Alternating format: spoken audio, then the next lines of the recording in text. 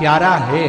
तो तुलसी महारानी हमें ये बता देती है कि हमारे घर में सुख आने वाला है कि दुख आने। जैसे शनि अपना प्रकोप दे रहा है या शनि उतर रहा है, ये किसी से पूछने की जरूरत नहीं पड़ती, अपने आप मालूम पड़ता। कैसे? शनि कथा अगर आपने सुनी हो तो उसमें व्याख्यान आता है शनि कथा में, पांव की चप्पल बार बार टूट रही हो, कमर से नीचे जो वस्त्र पहने हो वो फट रहे हो, कहीं पजामा है, धोती है, आदि वस्त्र हैं, कपड़े हैं, वो अपने आप फट, आज के जमाने में तो फटे फटाए पहनते हैं लोग, कैसे उसकी गारंटी नहीं है, उसका हम वर्णन नहीं कर। हम जब पहनते हम समझ जाते हैं इसको शनि तो ऑलरेडी लगा ही हुआ। जब उनका घुटना घुटनी सब फटा हुआ दिखता है तो उसमें लग जाता है कि शनि पहले से लग गया बापड़ा, उनके पहने से तो मालूम पड़े। शनि का नियम है, शनि कथा कहती है पांव की चप्पल बार बार टूट रही हो, घिस गई हो, बद्दी टूट रही हो, कुछ कर रही हो, और अगर कमर से नीचे जो वस्त्र पहने हो वो अपने आप फट रहे हो, समझ लेना कि शनि पांव से प्रवेश कर रहा, मतलब अपनी प्रखरता शनि दिखा। किसी मंदिर में गए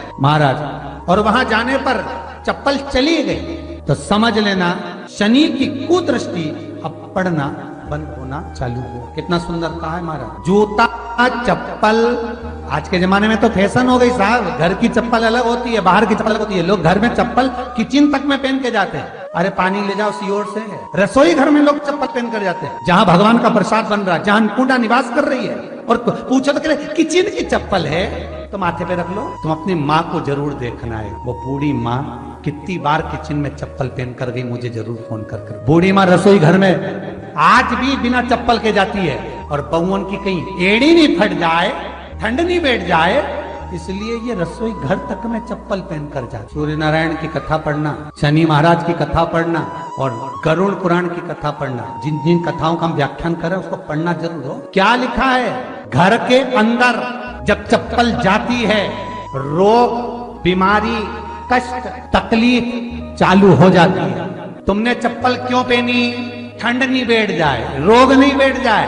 घर के अंदर उतना बढ़ गए, एक कालीन बिछा दो, एक दरी बिछा दो, मोटा आसन बिछा दो जिस पर तुम चल लो। जरूरी है कि कई कई लोगों को तो हमने ये भी देखा कि कालीन पर भी चप्पल पहन के चलते, और ब्राह्मणों को भोजन परोस रहा है, गुरुजन को भोजन परोस रहा है, ठाकुर जी की थाली बना रहा है, ठाकुर जी का थाल लगा रहा है, तो भी चप्पल है पाँव। तेरा क्या होगा रे कालिया, क्या होगा? चार देह पड़ी रे जाए यहीं पर, फिर कुंडल और नगीना क्या, हरि नाम नहीं तो जीना। अभी भी सुधर जाओ रे, अभी भी सुधर जाओ, नहीं सुधरो तो सिधर जाओ रे, या तो सुधरो नहीं तो सिधरो, थोड़ा सुधरो। रसोई घर में अन्नपूर्णा रहती है, रसोई घर में शिव महापुराण की कथा कहती है जब भगवान शंकर को मां जगत जननी भोजन करा रही थी, शंकर जी ने वर मांगा था अन्नपूर्णा, ए अन्नपूर्णे तुम मेरे घर के बच्चों का भरण पोषण कर रही है, इस मृत्यु लोक में जितने मनुष्य जन्म लेते हैं ये मेरे पुत्र कहलाते हैं। तो अन्नपूर्णा ने कहा चिंता मत करना भोलेनाथ, जिस जगह पर एक स्त्री, बेटी, कन्या या घर की बहू या बूढ़ी माँ भोजन बनाएगी, उस जगह पर मैं अन्नपूर्णा उसके शरीर में प्रवेश करूंगी। वो रसोई घर नहीं होगा, वो मेरा और तुम्हारा मंदिर कहला। अब मंदिर में चप्पल पहनकर भोजन का निर्माण करना ये श्रेष्ठता। एक आसन पटक लो आप रसोई घर के अंदर, जिस आसन पे खड़े होकर आप भोजन बना लो, मोटा सा आसन रख लो, चप्पल की जरूरत ही नहीं। श्रीमद् भागवत कथा कर रही है, तुलसी का मात्र तो शनि अपनी दृष्टि बता देता है। शास्त्र कहता है जब घर के अंदर प्रवेश करने के, जब आप घर में प्रवेश करें तो एक कोने में चप्पल को उतार दें, बाहर जगह नहीं है तो घर के अंदर प्रवेश कर लेफ्ट में चप्पल को उतार दें, और 7 या 3 कदम के अंदर चप्पल उतर जाना चाहिए घर के अंदर में। और उसके बाद अगर चप्पल अंदर प्रवेश कर रही है तो राहु केतु शनि के साथ प्रवेश करते हैं, जिसके घर में बीमारी कभी पीछा नहीं छोड़। शनि कथा, सूर्य की कथा का स्मरण करिए, आपको मालूम पहचान हो जाता है। महाराज तुलसी बता देती है कि आपके घर की दशा क्या है। बार बार जल डालने के बाद भी तुलसी सूख रही है, बार बार आप पूजन कर रहे हैं, पाठ कर रहे हैं तो भी तुलसी के दल सूख रहे हैं। तुलसी बता देगी कि तुम्हारे घर में तकलीफ आने वाली है, कष्ट आने वाला है, सूख रही है, किसी ने जरूर कुछ ना कुछ ऐसा है कि इसमें घर में कुछ तकलीफ आएगी। तुमने लगाया फिर सूखी, फिर लगाया फिर। तुलसा महारानी बता देती है कि कष्ट है, और जिस गमले की तुलसा घेर घमोर हो, फलित तो हो, आनंद में हो, तो उस घर में फिर दुख नहीं आता, समृद्धि खुद बढ़े।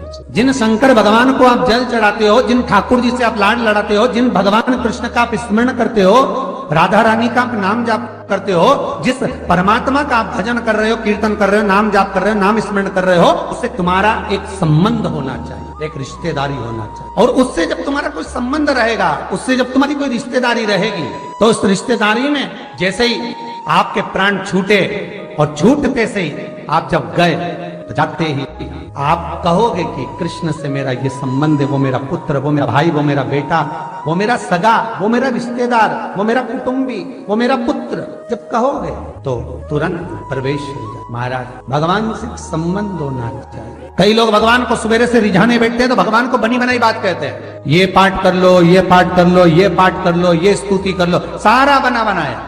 तुमने अपने दिल से कौन सी स्तुति गाई? तुमने अपने दिल से कौन सा भगवान को निवेदन करा, कौन सा नमन करा?